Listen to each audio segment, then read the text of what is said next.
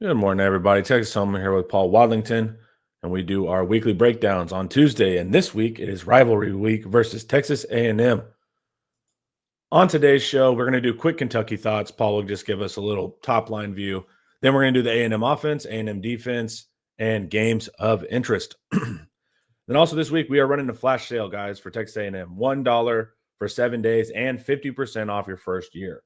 So get it while it's hot, guys. You will not regret it. Paul, I think we got comments today too. We do. All right. The last couple lives, I wasn't able to pull up the comments, and now we can. Roaster, good morning. Always loyal. Paul, what did you think of Kentucky doing your postmortems? How'd you feel about it? Good win. Texas ran the ball. Probably the best we've ran it all year. Best we've seen since the second half of the Florida game. So, yeah, that was very encouraging. I thought the offensive line played extremely well, both pass protecting and run blocking.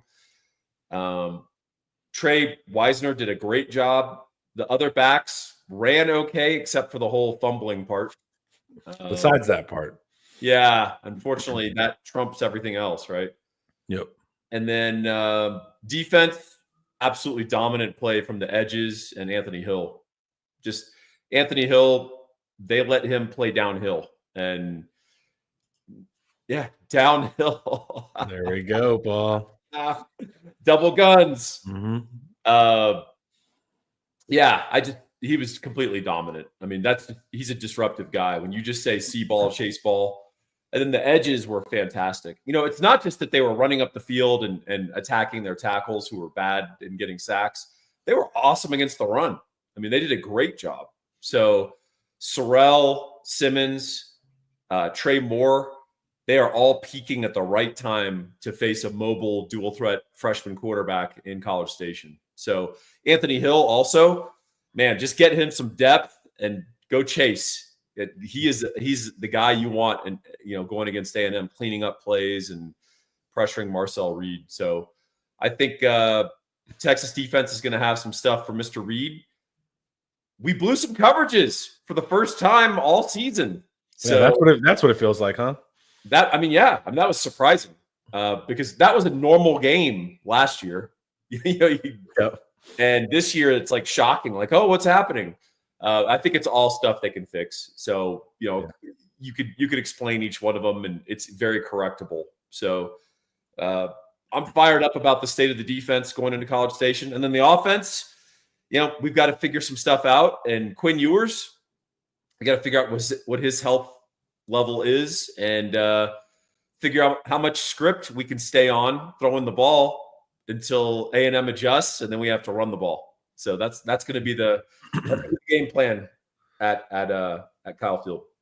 Yeah, what I like too about the defensive line and the Edges is they're getting each other sacks too. They're playing in unison. They're flushing each other at the right ways. Like, it's not just one guy having to make the play. Like, they're consistently running, and even the interior line is running guys into the edges. They're doing a ton of stuff there that's really good. And that Vandergriff sack where all Anthony Hill had to do was run at Vandergriff, and the back tried to pick it up, and Vandergriff just fell down. Anthony Hill's getting in quarterback's heads a little bit, which I think is funny. Yeah, Trey Moore had a couple of plays. Yes, absolutely. He had two plays that were as good as you can play edge in football. So one was where he speared the tackle. So he's a smaller guy. He's setting up that guy for a speed rush, and he goes speed to power and runs straight up on that guy and spears him, right, with that arm, and just keeps driving his legs. And that's how a guy, who's 80 pounds lighter can put a tackle on his ass and drive him right into the quarterback. And then the other play was in the first half, Kentucky tried to run a naked bootleg with Brock Vandegrift. And that's like chef's kiss for an edge, how to play that. And he ended up getting a sack. So for those of you who are complaining about Trey Moore 4 or 5 games ago, he's been a bust. He's been a big disappointment. He's been a huge asset to this team, and he's going to play a big role in what we do in College Station. Yeah, since Vanderbilt, man, he's really been a force. He was good early in the year. He just wasn't getting rewarded. But he's getting the splash plays now, the concrete stuff. And man, he's a smart player, physical player. He's doing everything right. What are the rules for field level speakers? So I think he's talking about that A&M has some film level speakers, but my rules are you get the student trainers, some clippers, some pliers, you cut them, and you accidentally cut them, and that's the problem. Problem solved. Yeah, I think we have them too, though. Yeah, it's amazing to me that they would allow speakers on our sideline, right? I could see it on their side of the stadium, but I guess they say it's so the other side of the stadium can hear the band or something. I don't know. Yeah, because I know when the film guy, the Georgia recruiting guy that does the really good film breakdowns, he was saying when he was at Texas that we had field level speakers too that were pumping band noise, but it would go a little bit. He didn't think it was always purely band noise, right? The argument is that like they'll pump in crowd noise, they'll pump in other stuff too. Yeah. But I've seen A&M get talked about like they're breaking the rules here, but I think Texas also has field level speakers as well. I think it's a thing. We could also use if you don't want to use wire cutters, which would be the simple solution. You're still on it. You could use a targeted EMP. That's true. Yeah. Yeah, right? That's what you want to do. Like a UAV, like a Call of Duty. Yeah. Over under on Shamar Turner getting 2.5 personal fouls and sportsmanlike penalties. Dude has a tendency to play with too much emotion in bigger games. Yeah, he will. If there's an Aggie player to circle that will try to take a cheap shot on Quinn Ewers, that's your guy right there.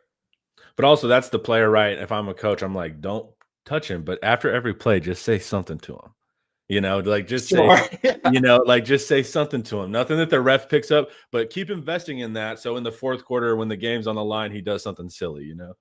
Yeah, I would do the because he's sort of a simpleton. I would just do the like, she is in your name. That's weird. Like are you a girl? Like, your parents wanted a girl? Is that why you act so emotional all the time? Are you like a woman? Anyway, I'm just asking questions. I'm not trying to get you mad. I'm just like, I'm trying to understand you, man. You have just full conversations in like those 2 seconds. Yeah, just a little bit of that every play, and then eventually he's gonna rip off his helmet and swing it at you. Just the most juvenile. Yeah, just the most juvenile, dumb stuff possible. That would work. But yeah, it's and A&M kind of has this. I think it's also a team personality thing. We'll talk about it, but love a lot of man, right? Their whole like thing is like aggression. And so I think that kind of bleeds into how the players play after the whistle as well. You're saying the Aggies love a lot of man? Yes. Yeah. They love. Oh yeah, I agree. Yeah, 100%. Hook 'em boys love the content. Fair enough. Yeah. So you can use the speakers. The tricky part, like we said, is if they're doing it for the band, fair play. Is it only the band that's being pumped in? Is what you have. What if our players put in noise canceling headphones? That could work. I remember whenever I was talking to Quandre Diggs for a video a couple years ago, he had to come to the sideline and ask for aspirin. And they're like, "Do you have a headache?" He's like, "Yeah, I can't hear myself think." So he said the loudness at that stadium is a real thing. Well, given how he played in that game, that was a good thing. Yeah, it was the aspirin saved him. The aspirin. Yeah, performance enhancing drugs. But yeah, he said it was pretty wild. All right, you ready to pull up the old breakdown? You ever take aspirin, or do you just take ibuprofen? Ibuprofen. Does anyone take aspirin anymore? Oh, no. The only time I hear about it is like baby aspirin for like older people. Yeah, actually, there's pretty good evidence that most men should take baby aspirins just as part of their daily regimen. Yeah. Thins the blood. Did you know that? Yeah. Here's our medical advice podcast. All of you take the following. No. Here is the regime of vaccines that you should take. Here's what you shouldn't take. Here's do not listen to me and Paul. We have none of the requirements. You guys anything. I worked in biotech, therefore I'm probably better than most doctors. There we go. BC powder. Yeah, that stuff tastes horrible though. What's just BC powder? Huh? What's BC powder? It's like a crushed headache stuff, and it's in that blue thing. Oh, I thought that was skiing in British Columbia. No. Right. Close. Is it a cocaine reference? Yes. Yeah, you can get it at your local. You're from Denton. Yeah. Anyone from the DFW area? Are we known for that? Did you? Yeah, big time, big cokeheads. Yeah, I was like, I've never heard that stereotype. Yeah, you wear like shiny shirts, and you're a credit card millionaire. Yeah, we're all big oil money. Dr. Wadlington's orders. That's actually good. You misspelled my name, so I have deniability in the lawsuit. That's perfect. He gets off on a technicality. Works great for headaches. SMU is known for that. All right, let's talk about football, guys. Let's do that. All right, so we have Texas A&M breakdown here. The offense. It's not a bad offense. They're doing pretty well. What you'll notice about A&M is like they're a good team, not a great team, not a bad team. So they're pretty solid. And if they have a good day, they can absolutely stress it out. Hey, Connor, you know what I see in this chart that reminds me of Thanksgiving dinner? What? A&M gets a lot of seconds. Yeah, there we go. There we go. Wow. Seconds per play, 97th. I'm so excited for Thanksgiving, dude. All right. Let's talk food real quick. Okay. Number one power ranking. Okay. What's your number one food? Sides? Dude, I'm a huge stuffing guy. So I'm huge on stuffing. I'm huge on green bean casserole, man. I'm a big right. guy. We can end this conversation. You're an idiot. You don't even What know. are your choices here? Well, not green beans casserole. Why? It's wonderful. You're gonna waste stomach space on green bean casserole? It's not a waste, brother. It's when not a waste. Stuffing, so my family. I said stuffing first. I said stuffing. My family is from Louisiana originally, and my mom does dirty rice. Okay. Which is very underrated for Thanksgiving. Also, she used to make crawfish etouffee as a compliment to the turkey and the honey baked ham. We never got any of the Cajun staples. It's because you're all doing cocaine. Yeah, which is apparently a new stereotype I've literally never heard of. Yeah, I don't know why I've never heard that. We're a liberal arts school. I've heard like all those jokes, but I've never heard that. Why do white people love casseroles? I don't even. It's not just green bean casserole, dude. With squash casserole, they do. I love that. You're right, dude. I love casseroles. It's incredible, man, and it's so efficient, right? You can eat everything in a casserole. It's one meal. Is lasagna an Italian casserole? And yeah, in my heart, it is. If you think about it.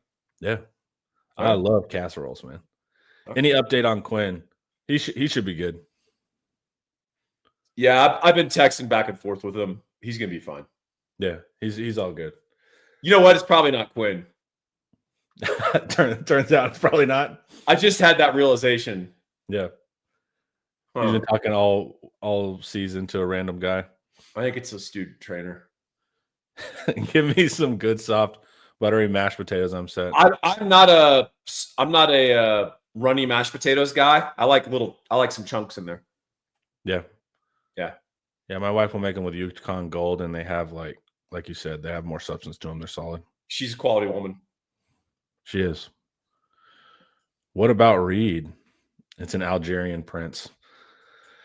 What about Reed? Yeah, what about him? All right, let's. What of Reed? Yeah. Wither Reed. So yards per play, 56 in the country.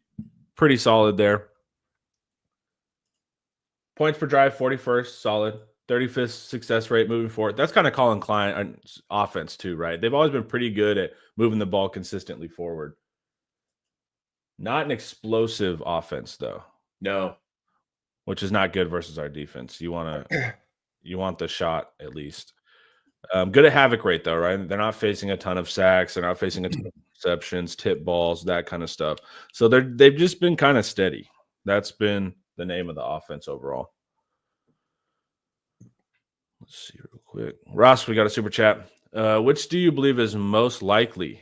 Elko, the program builder, like Sark, bringing the Aggies to elite status, or Elko, the one-year wonder with the previous coaches, recruits like Sonny Dykes at TCU? That's an excellent question. A lot of Aggies are wondering about that deep down in parts of their souls they don't like to talk about.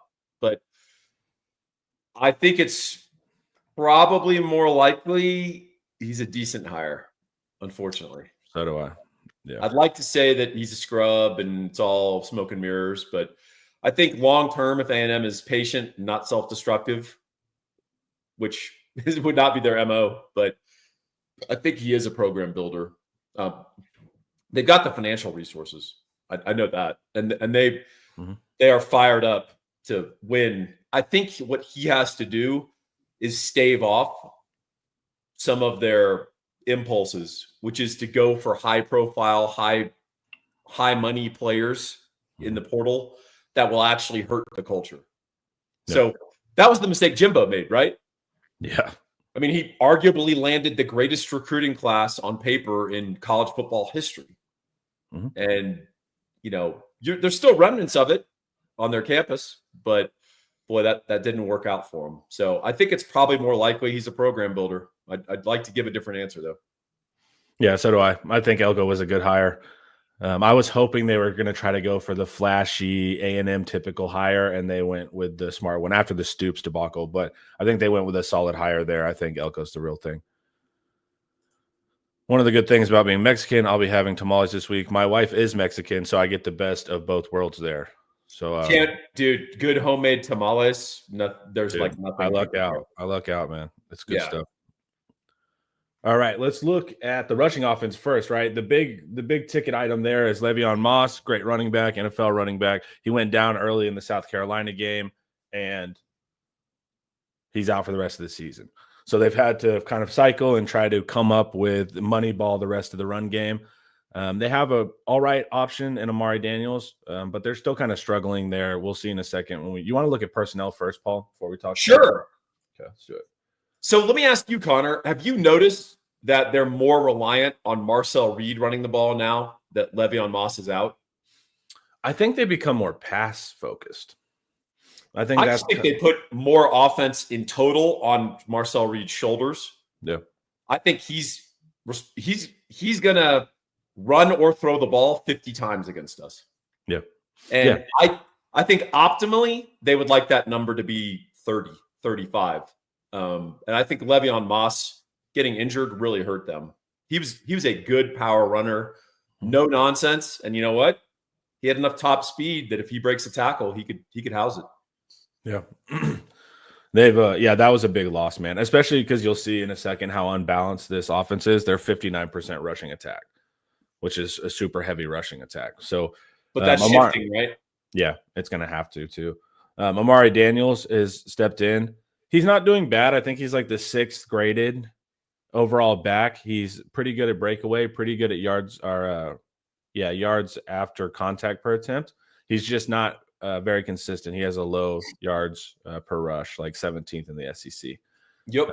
So Amari, like if he gets loose, has a lot of good speed. He can get up to speed really quickly if you give him that gap. But if it's not there, he can get stonewalled a bit too. Not a bad back, but definitely not Le'Veon Moss. EJ Smith, who he's the son of that they mentioned 7 times a broadcast. Ryan Williams. Yes. Yep. He's 17. Emmitt Smith. Oh, wow. Yeah. And I'm not familiar. Man, it does not translate. He has like the second to worst yards per rush in the SEC. So not a well-performing back. I think it was New Mexico State where there was a clear edict to run him and see if he could hold up. And they promptly in the Auburn game gave him no rushing attempts. So EJ Smith, not a good number 2. He would have been a respectable number 3, but he's not a good number 2 right now. And since then, they've also implemented some things with Terry Bussey, the number 1 athlete in the country last year. Texas wanted him as well. A&M won out. But they've also started putting him in the backfield a little bit as well. So they're trying to figure out the run game. And then I think there's also some gamesmanship. Remember Ruben Owens, also top 5-star. He was committed to Texas a couple years ago, I think. Good back for them. But I think he went out with I don't remember if knee or something like that. And he's been out for all the games until now. And then recently on the SEC injury reports, they started saying that instead of just being out, he's like questionable or whatever. So I think that's gamesmanship. I don't think he's going to play, but there's that technical possibility, I guess. I would be shocked to see it. So 59% rushing rate. So the 20th most rushing offense in the country right now. 46th in yards per rush, but they're on a downward trend. So the past 3 games, including Moss, I think they're at like 4.1. So not as good there. And rushing success, pretty solid. This is Colin Klein offense. What are they kind of known for? Like they can just kind of move forward well. 38th, rushing explosivity, pretty good, a little slightly above average at 60th. So the run game is good, but not as good as it was 3 weeks ago before South Carolina hurt their top back. Trying to read through this here. Aren't the Aggies assuming to get Owens back this week? Maybe. If he comes back, I'd encourage them to play him in a big game in front of 110,000 people against a hard-hitting defense. That if you want to make that effectively your season debut, that would be fine by me. I bet he puts the ball on the carpet. But I also feel like there's some stress, right? That they might be forcing him back at this point because they're obviously not in love with their depth of running back. Also, I had a bunch of friends that were like, "This is going to be the guy this year." It's like, no, it was always going to be Moss as their number one. Owens was going to be their complement. And by the way, when he did play last year, he was terrible. Yeah, he was bad. We got some good comments coming in, guys. We'll hit them as we structure through the defense, but y'all are making some really strong observations here. Well, nowhere in this does it address how their offense deals with magicians or the dark arts. That's true. What if a card appears in Marcel Reed's shoe unexpectedly? That would what are you getting at here, Paul? It would just it happened to Connor Wegman and it derailed the entire season for him. That's true. Everyone turned on him so fast, including the Aggie fan base. Just his response to Magic was so revolting for whatever reason. So I would, with any recruit that comes in, like a junior in high school, 5-star, he's coming in, Sark's courting him, I would just take a nickel out of his ear or a penny out of his ear and show it to him and see how he reacts. And if he just kind of sits there and goes, "That's a stupid parlor trick," that's your guy. Yeah. If he's like, "Oh, bro, nah, bro, nah," if he does all that, boom, done. Just put him on a plane right then. And also, man, just looking at him on the sidelines, he's disengaged. He his just bad attitude, just not a very likable player. Consistently not very likable. He seems like when you lived in the dorms as a freshman, every dorm had the pothead guy who wore Rastafarian stuff, and he's from Highland Park. Exactly, dude. Ross Trent. Wigman's dad is the CEO of a major holdings company that sponsors the Rivalry. He's like, "Nah, bro, nah, from the street, dog." It's all right, Connor. Yeah, exactly, dude. It cracks me up. Before we keep going, y'all, let's hear from Laura Baker. Hi, I want to tell you about Laura Baker. If you're looking for a new home in the 512 or even at this point, let's face it, 737 area code, there's only one number to call. That's Laura Baker at 512-784-0505. As a member of the elite Andy Allen team with Keller Williams, Laura has helped Longhorns find the home of their dreams in Central Texas. Just ask our resident sex symbol, Ian Boyd, who moved all the way from Michigan to Texas with Laura's help. Laura can help you find what you're looking for in the 512, the 737, or even parts of the 254 and the 210. Just, give her a call at 512-784-0505. Her email is in the description as well as the rest of her contact details. She's a friend. Give her a call. All right. So A&M just isn't good. No, they are good. See all the green? They're good. Green means good.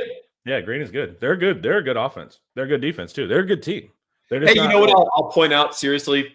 Because we need to get serious here, Connor. I'm tired of you messing around and making jokes and being silly about that. Havoc rate. So A&M does a good job of staying on schedule. Yep. You don't inflict a lot of negative plays on them, at least so far this year. So that 11% havoc rate. If you guys will recall, do you remember what Kentucky's was? It was 20. like in the 20s, low 20s, right? Yeah. Which held up in that game, right? Texas had like 13 tackles for loss and 6 sacks, and we pressured their poor quarterbacks on like 60% of their dropbacks, right? A&M has done a good job through play calling and also just their design of their offense.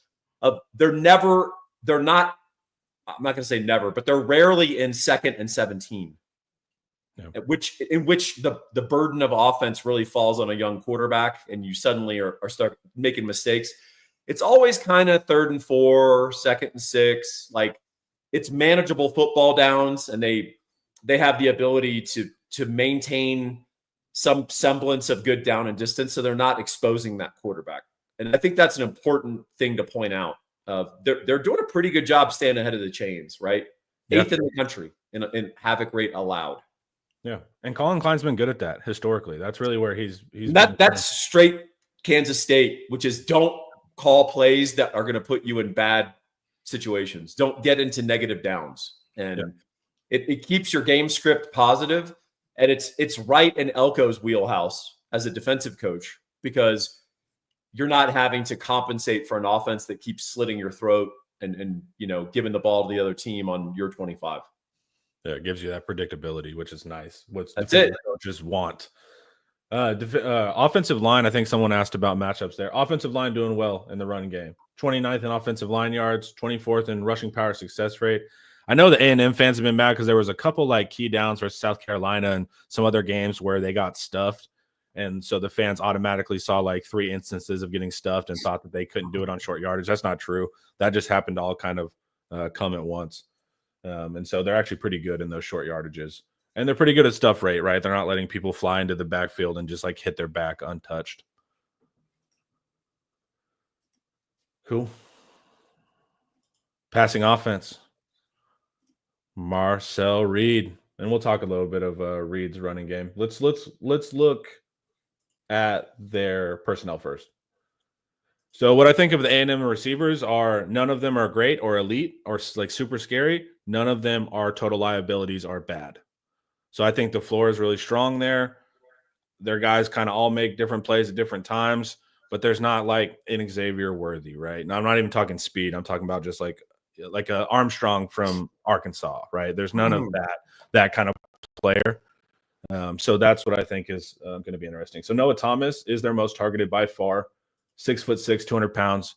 So he can go up and climb the ladder on you. He has good catch radius, but he also housed like a 73-yarder versus Auburn. So he has a little bit of speed there too, like caught it and ran, not the other way around. So Noah Thomas has been really effective for them. You got to watch out.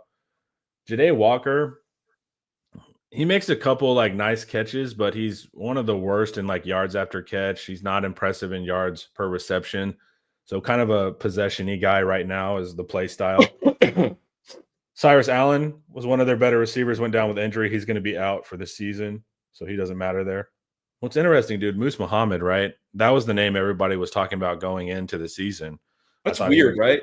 Yeah, one of the most notable guys, but dealt with injury. And then they've also like the fans are kind of like whispering, like if he gets his mind right, he could really be something, So something's going on with Moose, but he's not a factor right now. But he was like their only clutch player the prior 2 years. Yeah. Like he would show up in big games. He would make big catches. That's why administration changes are so interesting, because you'll have a player that with one coach was the starter and the dude. And then the next coach, for some reason, they just don't, the system doesn't gel, Yeah, I think the A&M receivers match up really poorly with us. I think correct. Their inability to separate is going to be a problem. And I think we're going to be able to put their offense in a box pretty quickly once we sort out exactly how they're going to attack us. I'm not sure we're going, zero blitz, man-to-man across the board. But I think we can vary up our coverages quite a bit against these guys. I think the mistake would be to actually concede these guys catches based on execution. And what I mean by that is I don't think these guys can separate. So, we're going to play some zone for good reason, and you should, because you want to keep eyes on Marcel Reed when he runs. But a lot of Noah Thomas and Ja'Day Walker is run to a spot, turn around, and be 6'6". right? I think I want to put my hands on them a little bit and make them try to separate, and I don't think they can. I really don't think they can do that. So, yeah, a lot of comebacks. Well, they'll work back down the stick because the corners are playing off. They'll take that. That's very Kansas State. That's very Big 12. Also, they do a lot of stick routes, right, where you'll run 5 yards. Everyone will sit down. They have a lot of that. And then they do a lot of crossing stuff. So you do have to be wary of the man. But also, like I said, these guys aren't super burners. So even if they're doing the crossing stuff, we should likely be able to keep up there. Yeah, I think we're going to do a lot of man under and then zone on top. Yeah. So whether that's single high, where Michael Taff is lined up 18 yards back, or if we run, cover some variation of cover 2, I love the idea of Jahdae Barron, Gilbo, Muhammad squatting on those routes and not conceding their little ball movers that give Marcel Reed confidence. I want those throws challenged, and I want Marcel Reed to have to hold the ball and be like, oh, I need to make something happen. The weight of the offense is on me. And every now and then he will. But if over the course of 4 quarters, 50, 55 pass plus rush attempts on a young freshman against a good D, I think it's going to weigh on him. Yeah. Do you see the secondary taking risks to jump routes like last week? By the nature of their routes, they're jumpable, right? Anything that works back down a stint or anything that you run and sit. And sometimes it is obvious, right? Marcel Reed's not great at looking guys off. He's young. He's a good quarterback. He's a young quarterback. So there's going to be opportunities just by the nature of some of their route selection to get those interceptions. And you can see that we're aggressive. So, yeah. And I'm down with taking some risks. I think that's what Paul's saying too, like kind of put Reed in the blender there. Yeah, I mean, really so like Kentucky hit 3 explosive plays in the passing game. Okay. First, we did not cover Jamori Macklin. We literally didn't have a guy assigned to him. So that's just a straight bust. Okay. Second, Jahdae Barron, of all people, got greedy on a go route. Berrien Brown was running a go route all the way. And Barron was peeking inside thinking that they were going to try to throw something short, and he wanted to jump it and make a big play and, get that forward.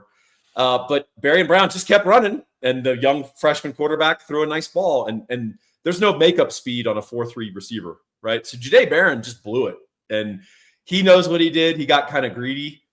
It was 2nd and 23. Dude, just play it honestly, and we're going to be fine there.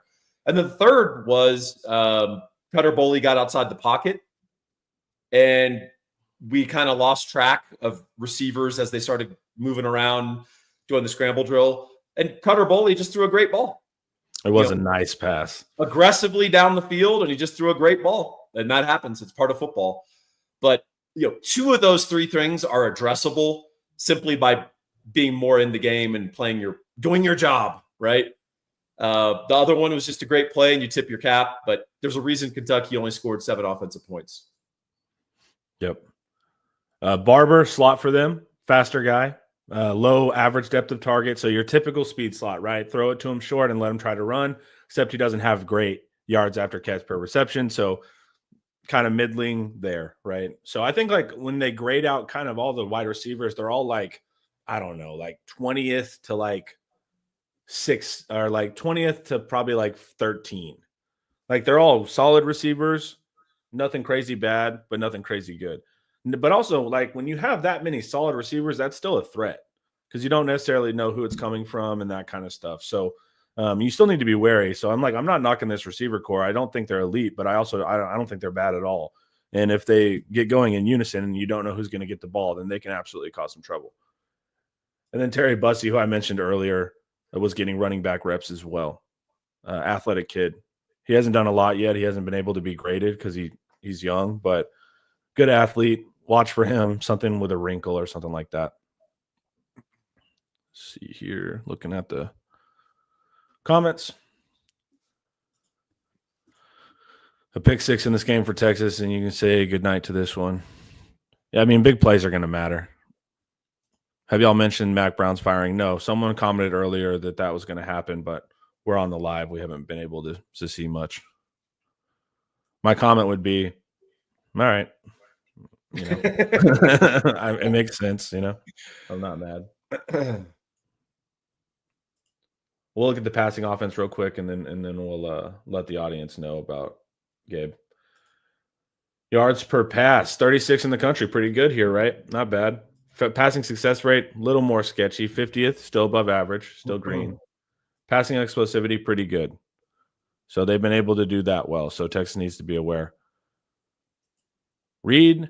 Now, some of this is including Wigman. Yeah, I was going to say Reed doesn't get sacked very much. So some of this is including Wigman here. Reed is like, I don't know, the third best pressure to sack rate.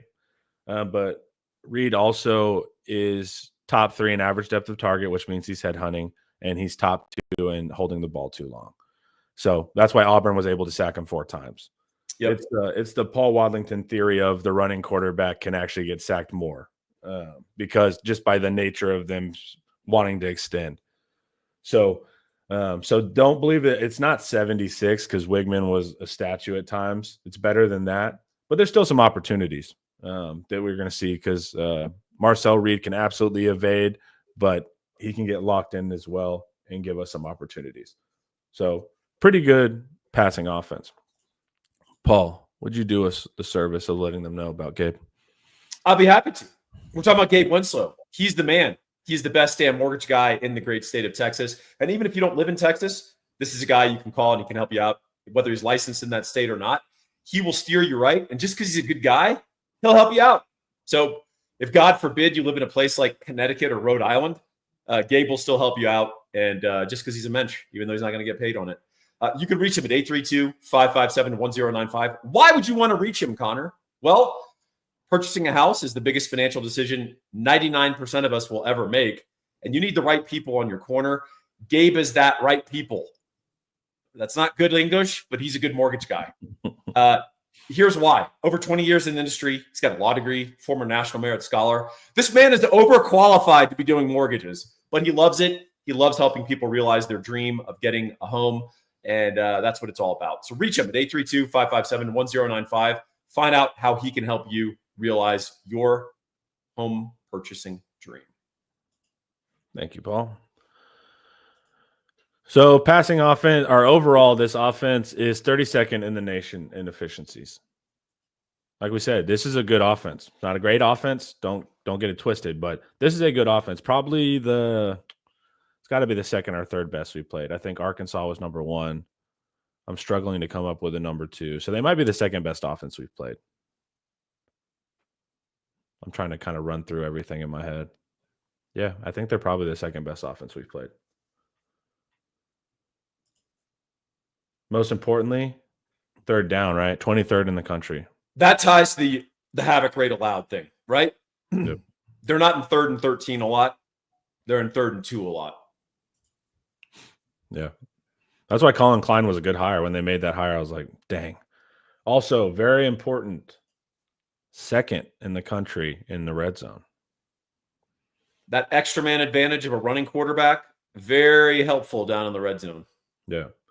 So A&M is definitely a threat. Their offense is solid. And like we said, the only offense we've faced that was better was Arkansas. We completely shut down Arkansas, save for one drive. But Texas is it's a real matchup for Texas. Yeah, I think a big key here is you got to give them a whole field.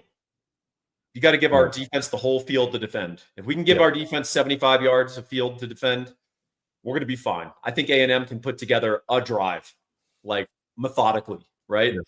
And then the rest of your fear is single play explosives, just crazy stuff happening. Guys loses their mind, doesn't cover someone. And then your second fear is short fields and turnovers. Yep. So against Kentucky, Quinn Ewers created 7 points for them, right? With that fumble into was it Dumas Johnson, I think? Yeah. You can't have stuff like that in this kind of game. If you think it's going to be played in the 20s, you can't concede 7 points. So that's important for Texas. You can't set up a bunch of short fields for the defense to defend. You can give the defense 75 yards to defend. We're in good shape. I'm pretty positive about that. Yeah, I think you nailed it. I think the Texas defense versus the A&M offense, I feel great about. I think that there's potential to really stifle them there. But on the inverse, everything you said was about how the Texas offense is going to be the matchup that's going to determine this game. So, and that's what I think too. I think it could be low scoring, like you said, in the 20s. I think there's a potential for both offenses to stall out here. And so I'll give you kind of my thesis on that going forward. Let's look at some comments. Really enjoy these daily vids. IT fans are spoiled. We appreciate you, Jacob, for always being in the chat. Paul, you're thinking Texas football is solid. So happy to see you both breaking down opponents. Paul gets a trophy for keeping things sarcastic. Sarcastic, I think. Sarcastic. That's right. Yeah, I didn't know if he was trying to say sarcastic. I love this guy. One, because he complimented you. People that like me, I'm a huge fan of. Also, he plugged two separate properties cleverly. So the Thinking Texas Football Preview Magazine, which if you guys aren't buying, you're missing out. And then the Everyone Gets a Trophy podcast, which we do with our friend Randy Boone. One is out right now. So thank you. Appreciate it, Chris. Yeah, shout out. Oh, Bixby Horn has a good comment. Let's see. Oh, there we go. Yeah. A real knucklehead. That's what we're here for. Yeah. You guys are sharp today. Everybody's on it. Everyone's on point. You could tell that this is a rivalry week. Yep. Do y'all think there's any chance they play Wigman as part of the game plan? I don't know why you would. Yeah, I don't know why. Yeah. They could play Wegman. It will not be part of their game plan coming in. Yeah. They're going to play Wegman because Marcel Reed either gets overwhelmed by the moment or he gets hurt.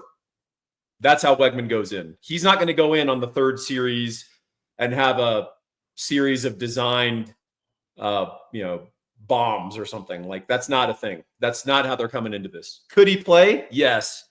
But it's going to be injury or Marcel Reed is crapping the bed. Yeah.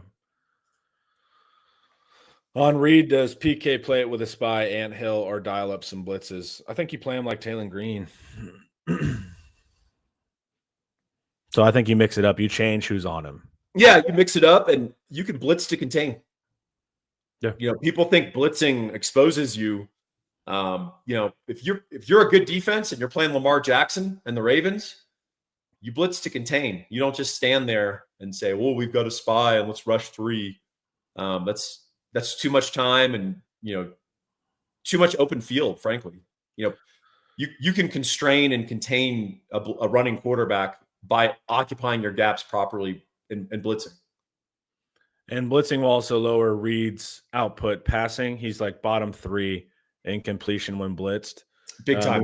And he's also a poor, like bottom tier short passer, period. Yeah, and I got to say, we showed a ton of blitz against Kentucky, almost uncharacteristically. Yeah. And a lot of that had to do with something that we were talking about, and I know I pointed out in my preview. Brock Vandegrift was awful under pressure. He's right? so bad, dude. And so obviously they saw that on film, or they just saw the statistic, or both. And they're like, hey, let's bring it on these guys, because they certainly can't defend it. Now, A&M's offensive line is a step above Kentucky's. Yeah. But some of that may still hold. And tell you what, man, 110,000 and crazy energy in the stadium, that's all awesome for your football team. But it turns against you real fast if the game is going too fast for you as a freshman quarterback, and you're getting hit hard, and you're throwing up the ball, and there's interceptions, and you're getting strip sacked. The game, like, everything can start to weight on you, and all that 110,000 starts to suddenly be a burden, not elevating you. Yeah. Do you think we could possibly lose PK since he has a great defense? No. Yeah, there's no upward path. I mean, head coaching would be the only thing, and he's not an NFL coach. Doesn't want to be a head coach, and there's no program that can take him from him if we want him to stay. Yeah. He's been awesome, man. How concerned are we of Bert Auburn's consistency? Do y'all believe that Texas' success in the red zone has led to his kicking misses opposed to last year? 100%. So he broke the record last year because we were awful in the red zone, and he had 1 billion reps. I think he just gets trotted out not very often, and I think it's affected his kicking game, mental game, all of that, being ready to go. What do you think, Paul? I don't understand kickers, so I don't know. I mean, I hope the game doesn't come down to a 52-yard field goal to win it. Yeah, and I think A&M has a pretty good kicker. I know they have a good punter.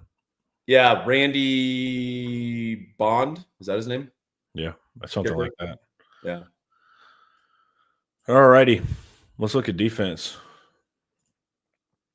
The vaunted Texas A&M defense, which is actually a pretty good unit, but not as good as when I watch the broadcasters, I'm like, what? Y'all are just repeating things. You haven't verified any of this. Like for a first-year Elko defense, don't get me wrong. This is a great defense. I think they're top 20. Are you suggesting that sports color guys don't do intensive studies of the teams they're covering? Dude, they crack me up because they do the Thursday meetings with the coaches and just repeat what the coaches told them. Like, the coaches are going to say that everyone's elite and theirs is a very good team. Yeah, you have to look. There's huge weaknesses in the Texas A&M defense. You'll see it in a second. So, opponent plays per game 37th, or points per game 37th. Not too crazy. Points per drive 30th. This is where they're really can frustrate an offense. This is why I'm worried we can stall. They're 13th in defensive success rate. So teams are not able to put together consistent drives versus them. And that's the tricky part. But here is the Achilles heel. 131st in the country in defensive explosiveness. There's 34 FBS teams. So they give up bombs, man. And that's how you have to beat them. So basically they're going to go super aggressive, a lot of man, a lot of unique blitzing. And if you can identify what they're doing and hit them, you're going to score 80 yards. Here's what's weird about it, Homer. That's the antithesis of what Elko's done his entire career. So is this a player personnel problem, or is it Jay Bateman calling the defense? I don't know. I don't know why it's so man heavy, but like even it's so obvious. Like on third downs, they'll play man. Teams play a lot of man on third downs, right? But I mean, it's really just like run a crosser and you can complete. Like it's not like it's a lot of like man hole. So there's man rat. So you're going to have somebody to pick up a crosser over the middle. But other than that, it's just pure man. It's not that crazy. And they're like, there's a ton of disguise and all of that. There's not a ton of disguise. Like I've watched it. They'll play too high. They rotate sometimes, but it's like, it's not crazy, man. Like, is it disguise like I have a mustache? It must be. Okay. Because once again, I'm hearing the broadcasters tell me things that my eyes are not seeing. They're I would go with the broadcasters. Yeah, clearly. Media are pretty reliable. Yeah. And so he's known. I mean, Elko's known for carrying a big bag, right? And willing to kind of disguise stuff. I don't know if it's year one and it's going to take a while to implement more. I don't know if the games, like the 3 or 4 games that I really focused on, maybe got more of a man defense. But it wasn't crazy disguise. Like it was man. So this stuff happens within the context. So let's talk about that. Who have they really struggled with in terms of quarterbacks? South Carolina, big running quarterback who threw deep, right? And a good running back, a high-level running back. Yep. Okay. Who else did they struggle with? Nussmeier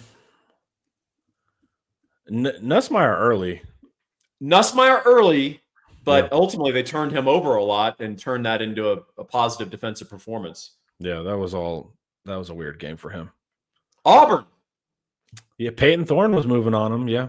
Peyton Thorne threw for over 300 yards and had several big plays, and a lot of those were not on traditional dropbacks, but on sprint outs, on bootlegs. And, of course, Peyton Thorne can run, right? Yeah. So I think – but what do we not have? Well, that's what I'm saying. Yeah, so that's why it's like scary. Some of the explosivity seems to be that they have guys in their secondary with multiple things in their head about stopping the quarterback run game, stopping a run game overall. Because Jarquez Hunter murdered them as well for Auburn. And then, of course, Rocket Sanders for South Carolina. So I think when they've got a lot of stuff in their head and the dual threat and then deep balls and play action, I think that's what's hurting them. That's not really what we do. Right. We don't have a Cam Coleman. We're not just throw it up on a fade ball style. Well, I don't think Quinn is like, they're not in deep fear he's going to rip off a 38-yard run. So, and our running backs, Trey Wisner has played well. He's not been Jarquez Hunter. So I think that we're going to have to attack some of their weaknesses in a novel way. And I think there's some, we'll talk about it. There are some ways to attack them, particularly their linebackers and coverage, which I think Sark will excel at. But I think some of this formula may be deceptive in that we can't exactly mimic the teams that hit them hard here. Paul's correct. And you'll see that on my breakdown where I'm like, man, A&M's weak here, so are we, and can't exploit it. You know, that's kind of the frustrating part. So that's what's going to be interesting. The name of this game would actually be Yak. So get it to Bond super quick. Bond breaks a tackle and goes for 70 yards. That's you can also have success there, but slinging it through the air is not really our style. And by Yak, you mean a large Tibetan draft animal? Yes. Okay. Yes. Of course, man. All right. What do you think? I was talking football? No. So rushing game on the defense, they're pretty good here. 32nd opponent yards per rush.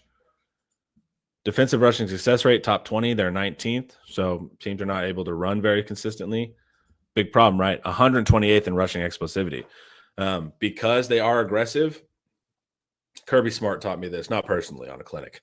But he was saying that, you know, people like linebackers to automatically come up and fill gaps. They don't do that at Georgia because you create the whole point of having linebackers is to have a second level, is his argument. And whenever you have linebackers collapse on the run, you thin everybody out onto a first level. And if someone misses their gap, you can go for 80. A&M has that problem. So they'll try to all come fit their gaps. Someone will miss it. There's no one there. You can beat a safety. Or if you're A&M, the safety's already involved and down there. So you can hit big runs. Flip side, Texas is one of the worst offensive rushing explosivity teams in the country. So we can't, on paper, it's going to be bad versus bad, which is hard to project. So maybe Texas can break one, but there's not like Texas is not an explosive rushing team versus a bad explosive rushing team. A lot of our good runs go for 14. Yep. Not 44. Yep. Right. Yeah. Yeah. So I don't know if we'll be able to make them pay on the rushing side. Defensive line yards, good defensive line, right? You hear about the A&M defensive line a bunch because they have 2 potential first rounders at edge. Well, that's where the stats marry up with your eyes, which is the defensive line in A&M is very big, very physical. They have big edges. They're great at holding the edge. They're great at stuffing the run. The linebackers are the ones that are messing up and allowing runs when they do happen. Yeah. So defensive line yard, solid. Defensive rushing power success rate, a little bit above average. Stuff rate, A&M can bust through the line and hit your running back. So you have to be aware of that. So A&M defensive line, solid. So solid rushing team. They actually hold the advantage on us. They have a better rushing defense than we have a rushing offense, which is worrisome, right? Because you'll see later, we'll talk about it too. But if we're trying to run on early downs, it's probably not going to work. And then we're going to end up in 3rd and longs. And then you're facing a pass rush. And that can sometimes stress Quinn out. So there's some potentials here to stall the Texas offense. That Quinn's going to have to be on his game. Sark's going to have the scheme right. Like, we're going to have to play a pretty inspired performance here because some of the stuff that A&M is really good at, we're particularly weak at on offense. Sounds like this would be a good game for Quinn to hit a play action deep post route. He needs it. Yeah, that would be big. And he threw one, right? He threw one versus Kentucky. The DB was able to drape over Bond and get it, but I was like, at least he threw it. They're reading your articles, Paul. Thank you. All right, let's look at the secondary. They are 54th in opponent yards per pass, pretty good. Once again, Elko, really solid, like not letting teams put drives together. 16th in the country in opponent passing success rate, but big weakness, right? 120th in passing explosivity. So you can hit the shot, and the shot doesn't always have to be the fade, right? It doesn't always have to be an over the top. A&M gives up because they play man, and sometimes they can play close to the ball. If you can hit that quick slant perfectly on the run, you're past all the levels of the defense. And if you got a fast guy, he can go for 40 yards. So I'm not saying when I say explosive passing, it doesn't all mean Quinn's got to hit deep. He's not great at that. Quinn's got to hit short and precise when they bring heat. And that's how you can also score on the A&M defense. Because I don't, like you said, I don't think we have the Cam Coleman situation, like Peyton Thorne just throwing the deep post, middle of the field, top receiver goes and climbs it. That's not really our offense. So that'll be important. So, Connor, there's a comment I want you to pull up. Which one? Blake Bryant. Our running backs. Our running backs against their linebackers and pass coverage should be a favorable matchup for us. Amen. Yeah. So that's what Sark is going to look at and say, all right, their linebackers aren't super assignment sound and they can't really run that well. So I'm going to get Wisner and Blue out on the perimeter and see if we can exploit that. The obvious counter to that is Elko might throw in a dime defense. You know, he might roll out a 3-2-6 or a 4-1-6 and just say, you know what? We're having safeties cover your running backs out of the backfield. And you better show us you can pound the ball between the tackles and push our defensive line around enough that you can run and make us get out of it. So there's going to be an interesting tension there if Texas can throw the ball out of the backfield. Also, wide receiver blocking is going to come to the fore in this game. And other than Wingo and Golden, our wide receivers have blocked terribly. Yeah, they don't even try sometimes. Yeah. Bond has been embarrassing. Yeah. Bolden's just little, right? Yeah. He can't like manhandle someone on the perimeter. Golden and Wingo have been the only somewhat effective blockers. And those are the two guys you kind of want getting the ball right on that screen or on that little short throw. And, you know, they're also that, I mean, we've got to bring it. Like, you've got to bring some aggression and you've got to put some A&M second and third level defenders on their back or on skates, or else our short game is not going to work. And it's going to be freaking 2nd and 14. And then there's going to be a cascade of bad effects that come from that. Yeah, you have to make this defense pay. You got to make them pay when they screw up. Yeah, and like they'll overcommit resources. You have to make them pay. So like Quinn has to be sharp. He has to be accurate. And receivers got to punish them, because if you don't punish them with explosives, they're going to stall you out. Other part of their explosives, Connor, this is not a great tackling defense. Right. They come loaded for bear. And if you watch an A&M game, you'll see a lot of big hits by the Aggie linebackers and secondary. You'll also see them come a little too hot and they get sidestepped. So that Golden route that we ran against Kentucky early, where Golden caught a little out route, not even a full out, more of like a dig. And then he sidestepped the Kentucky defender flying at him and he ran for an extra 10 yards of yak. Yeah. That's the kind of play we got to make over and over and over if we're going to make them pay. If we're going down at first contact when a guy brushes against the thigh, you know, Jaden Blue, Trey Wisner, if that's happening, we're gonna get upset. We're gonna lose this game. If they're then shaking that guy off and then adding another 10, 12 yards, we're good to go. DeAndre Moore is a good blocker. DeAndre Moore is banged up, and I don't know his status. So, yeah, tight end over the middle should benefit us. If you watch South Carolina with Simon, yes, they would get Simon matched up on these linebackers, and they would get him. Helm is going to be a problem for A&M. Yeah. I'm not sure how it's going to pan out, but I would say, absent like a single play shot, I think I'm projecting Helm to have 5 or 6 catches and 50 or 60 yards and probably lead us in receiving. Yeah. So this is what's interesting. So you hear this is the announcer thing again. They're talking about the A&M D line pass rushing. This is a good pass rushing unit. They're 57th, guys, but they talk about them like they're top 3 in the country. So like they're pretty good at getting sacks. If you look down here to like sacks per game, they're 45th. So it's like not bad, but I think only one of their players, Scorton, has 4 sacks. Texas has 3 players with 4 or more sacks. A&M only has 1. So once again, if you start hearing the announcers talking about the A&M D-line and not the Texas D-line, they're wrong. So here's an important thing about their D-line. Power rushers across the board. Bull rush, bull rush, bull rush. Scourton has a spin move that's really good. That's his power to speed move. If you can handle the spin, you can handle Nick Scourton as a pass rusher. He's still an elite run defender on the edge, but he's not going to – this isn't Georgia's defensive line where they have a bunch of mutants who basically Williams and Walker who can just kill you. Those dudes run 4.5 40s. They're ridiculous, right? Yeah. Now they've never played like that again for the rest of the season. I know, dude. It was driving us nuts. It's Georgia, right? Whatever. That's a weird team, but yeah. A&M doesn't do that. And I got to say, particularly at guard, particularly at our tackle spots, we handle power rushers well. Like, dudes don't throw Cam Williams back into the quarterback. That's not a thing. People don't throw Hayden Connor back into the quarterback. That's not a thing. They get us on speed stunts and twists. That's how they get us. Twist, speed, quickness, and then, frankly, Ewer's inability to negotiate the pocket to help that mayhem and chaos. A&M is a very straightforward power rush. You know what team we just played that has a power rush? Kentucky Wildcats. Kentucky, yeah, because Weaver and yeah. What did our pass protection look like against Kentucky?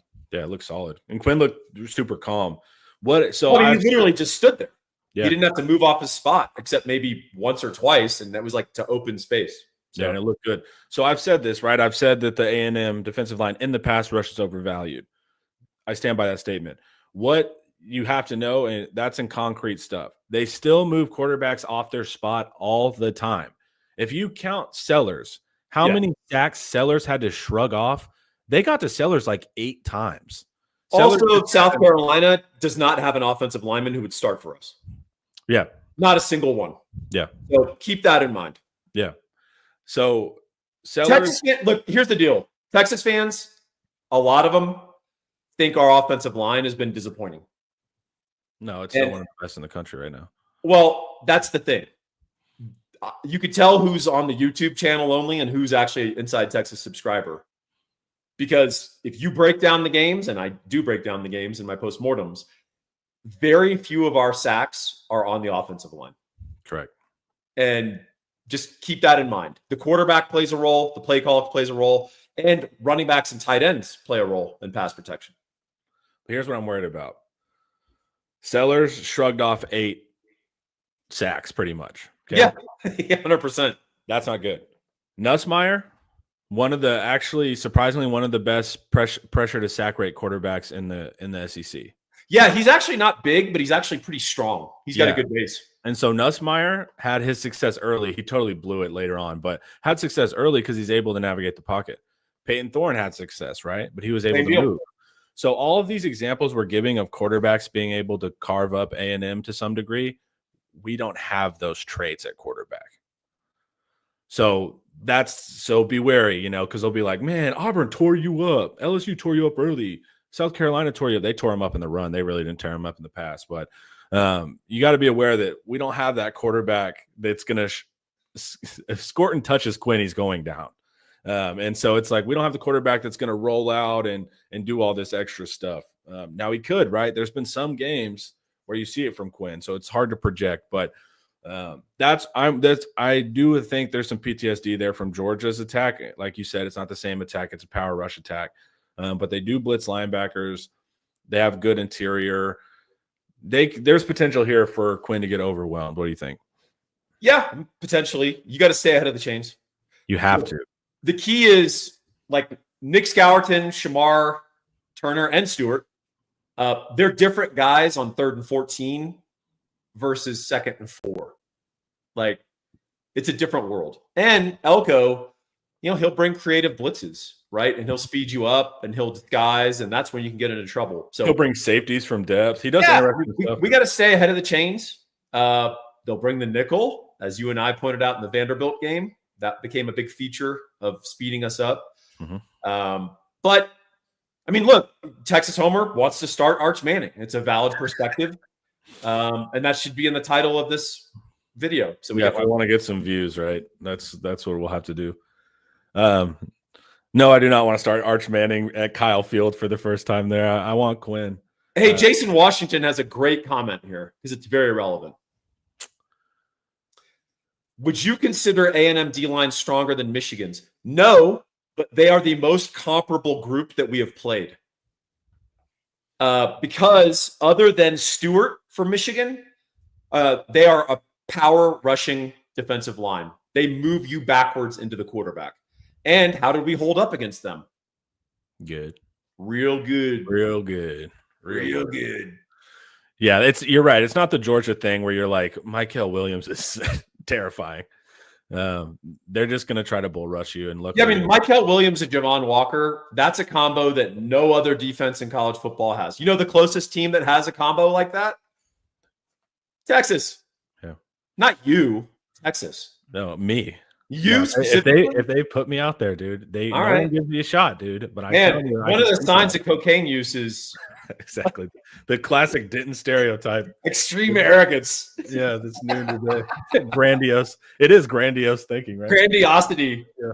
That's why Connor always calls me at 3 a.m. wanting to start a business with me. Yeah, that's true. Hey, dude, have you heard about Bitcoin? Hey, bro, have you heard about these other coins? Justin Bieber coin? We got Longhorn coin. DFEI. So, and their efficiency is really good, right? Top 20 defense. For year one, man, Elko's done some really good stuff. He's, turns out, good defensive coordinator. He's not the defensive coordinator, but also Sarkisian is not our offensive coordinator, but he is. So that's kind of the Elko style is really good. This is where I'm worried, Paul. You've said correctly, we have to stay ahead of the sticks. Yep.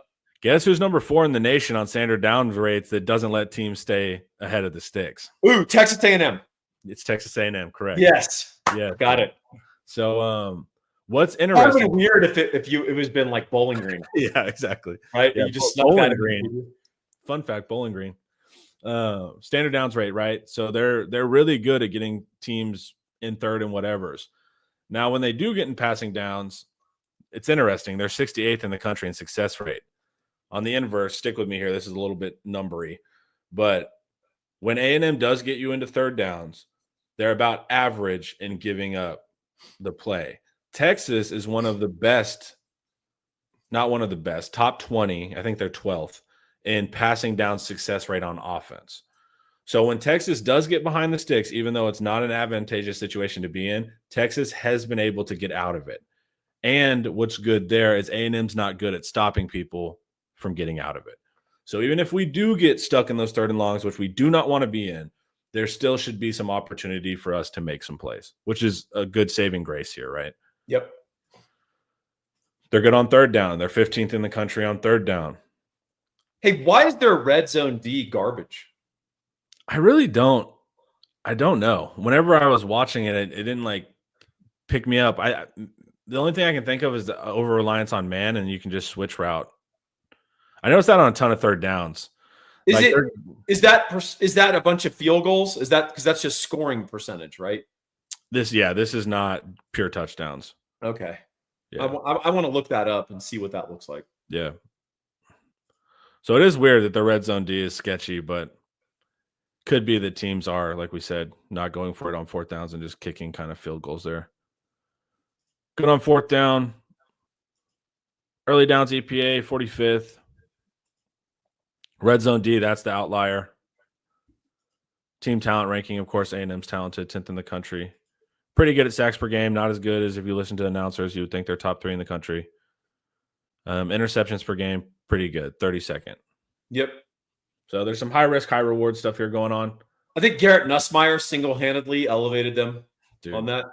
He played so dumb, man. Like, it's weird. He just had to be smart, and LSU had no problem winning that game. Look at that thing in the red down at the bottom. I was going to say, first, real quick, good special teams, 19th, but 124th in penalties per game. When someone earlier in the thing said, what's the over-under on personal fouls?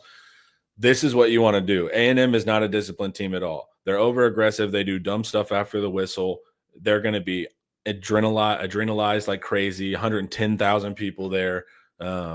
There's opportunity there if Texas handles their business to make A&M act super dumb and give us, a field position worth of penalties.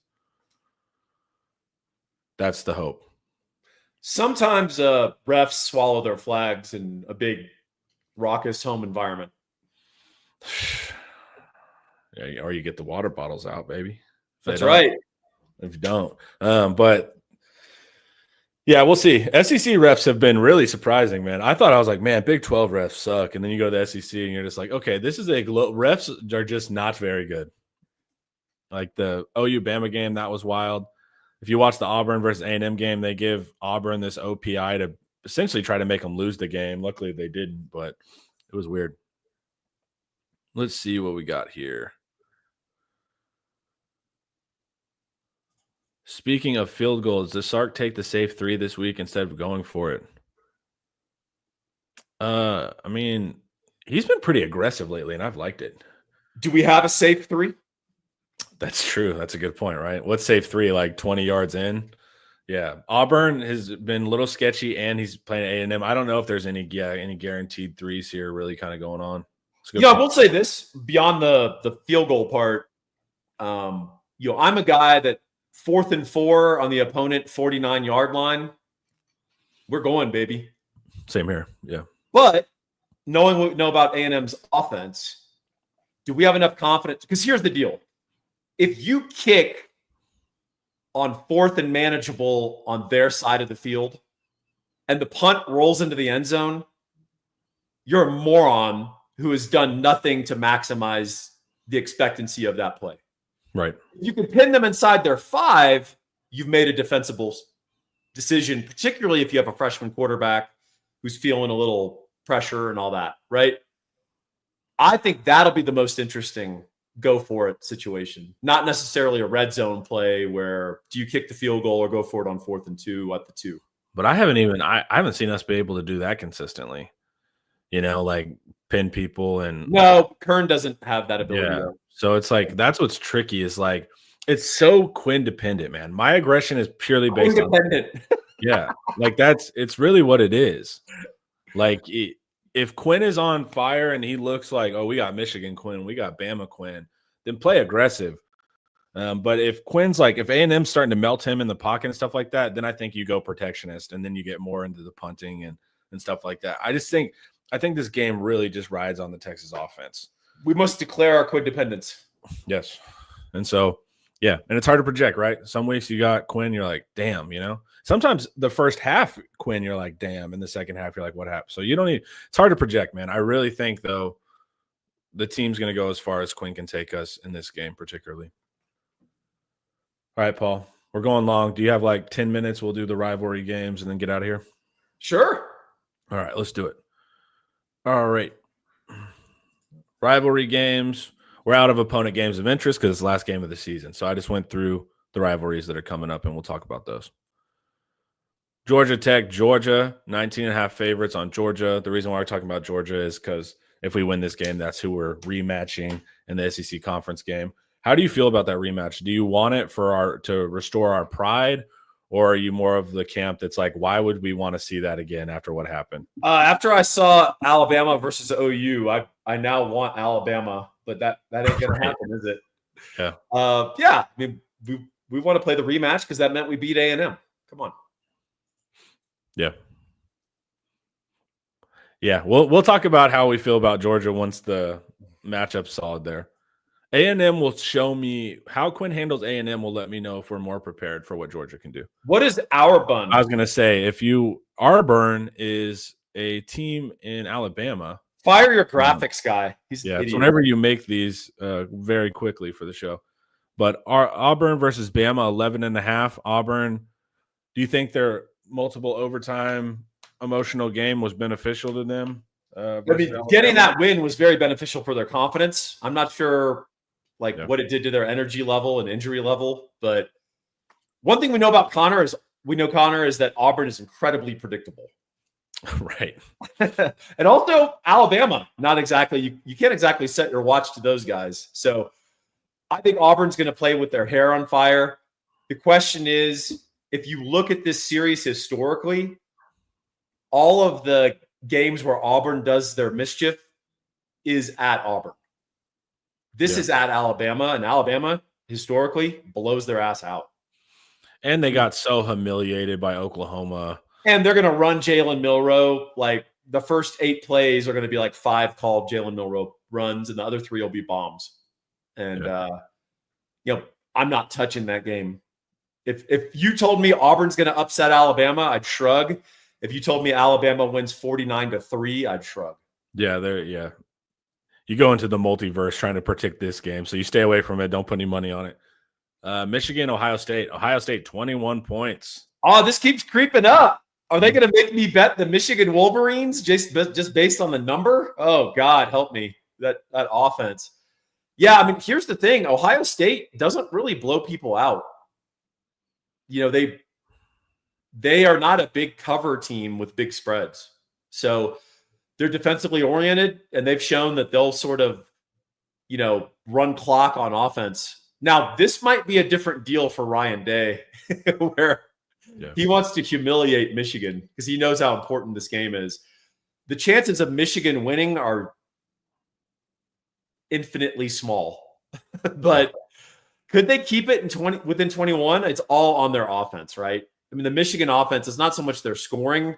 It's like, can they not betray their defense for 4 quarters? So that'll be an interesting game. There's such intense pressure for Ryan Day to just destroy them that Ohio State might even press a little bit. Ohio State also very unlikable team. Did you watch them against Indiana? I did.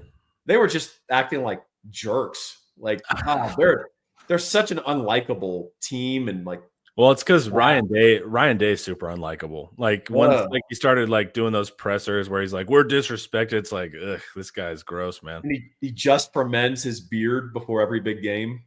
Yeah, and Ryan Day has the nicest groomed beard in all of college football. Mississippi State at Ole Miss. Man, I never care about the Egg Bowl. People talk about it like it's a thing, but like I guess I'm just uncultured new SEC fan. But mostly I just picked this game so we could talk about what happened to Ole Miss.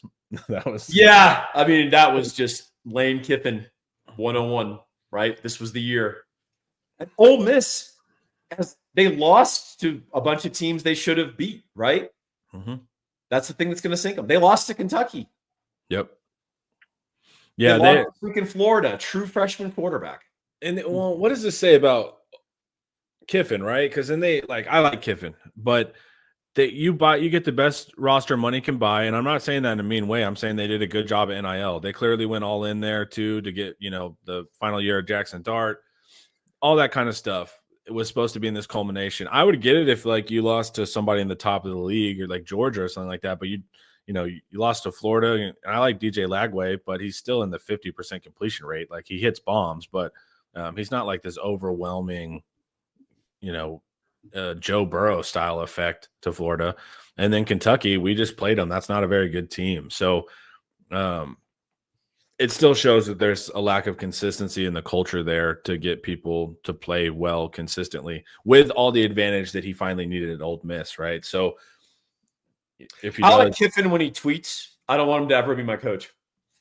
Yeah, I like Kiffin as an OC. I'll take him in a second, but that's the tricky part.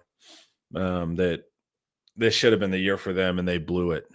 I kind of have a vibe that Mississippi State's going to cover. Yeah, what are they, 26.5? Yeah. Mississippi State's been pretty good. I don't know about covering, but whenever I watched them play, they played better than they should have. I mean, they're more competitive than they should be on paper. So they're 0-7 in SEC play. Yeah. But, they're like losing by 10 to Georgia. Yeah. They played A&M pretty well. I mean, they played us pretty well. Yeah. They're a hard team to blow out because they try.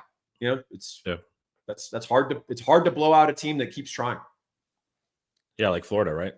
Yep. But it's fun, man. All these rivalry games will be fun. It's fun to be a part of the rivalry games in the SEC. Are you when do you want the A&M game? Are you a Thanksgiving or Friday or Saturday guy? I don't have strong feelings. I would say any of them work for me. I don't care. It needs to be at night.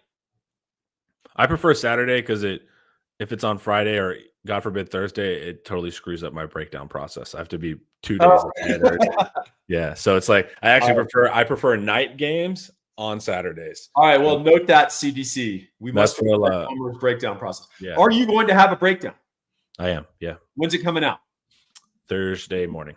All right. Yeah. So it'll be out for Thanksgiving after you guys eat. You'll be able to watch it. So I recorded the voiceover yesterday, and then I'm going to edit the offense today, edit the defense tomorrow, and then it'll be out for you guys Thanksgiving morning. You're going to auto-tune your voice so you sound even more masculine and cool? Yeah. Yeah. That's what I'm able to do. You got a good voice, dude. You don't have to add the Optimus Prime transformer voice modulator. Want to know what the trick is? What is it? You can deepen your voice. It's about where you're at on the mic. So back here, it's not as loud, but if you talk closer into the mic, it picks up your bass better. If you talk closer, there's more bass. Oh, wow. I sounded like Barry White right there. Right. But back here, I sound like I've got a lisp and I live in West Hollywood. Yep. So there's a difference, man. It's mic technique. So if you want to deepen your voice, you just get right up on the mic. I like mic technique. I'm going to have to do from now on, I'm going to do everything from this range. Yeah. Yeah. All right. It looks stupid on a live, but you guys can't see me when I'm recording audio for a breakdown. So you can do it all good. All right. We appreciate you guys. Hope you guys enjoyed the Tuesday breakdown as usual. Yeah, awesome chat. Yeah, good job. There was a ton of great insights. You guys are on this game too. Y'all are watching film as well. I can see it. Y'all have made a ton of great points. So I'm excited. Tomorrow we will be back with Ian at 9:30. We'll do some schematic breakdowns. And then Thursday, we will not have a show because we will actually be enjoying Thanksgiving. But I'll see you guys tomorrow, 9:30 a.m. Paul, thank you for coming on. Fans, thanks for the lively chat. Y'all have a good one. Hook 'em.